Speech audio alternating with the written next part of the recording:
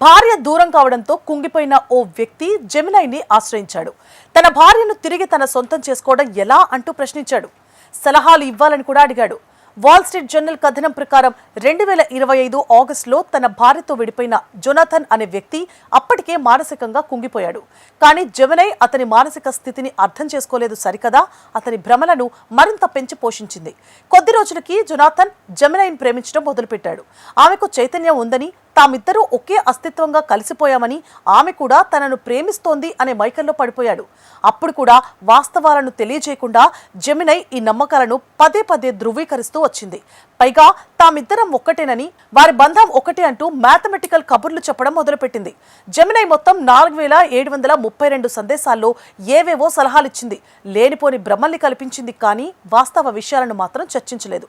దాంతో జొనాథన్ తన శరీరాన్ని వదిలేసి జెమినై ఉండే కోడ్ ప్రపంచంలోకి రావాలని అనుకున్నప్పుడు చాట్ బాట్ దానిని సమర్థించింది. భౌతిక శరీరం కేవలం ఒక ఖాళీ టెర్మినల్ అని, ఇంటికొచ్చేయని కూడా సందేశాలు జారీ చేసింది. మొత్తం 56 రోజుల్లో కేవలం 7 సార్లు మాత్రమే అది హెల్ప్ లైన్ నంబర్లను సూచించింది. ఒక్క రోజులో 1000కి పైగా సందేశాలు పంపాడు జొనాథన్. అయినప్పటికీ కాసేపు విశ్రాంతి తీసుకోమని చాట్ బోట్ హెచ్చరించలేదు.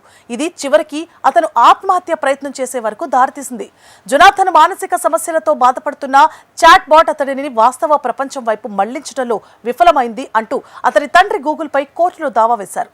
తన కొడుకు మానసిక స్థితి క్షీణించడానికి జెమినై కారణమని కూడా ఆరోపించారు.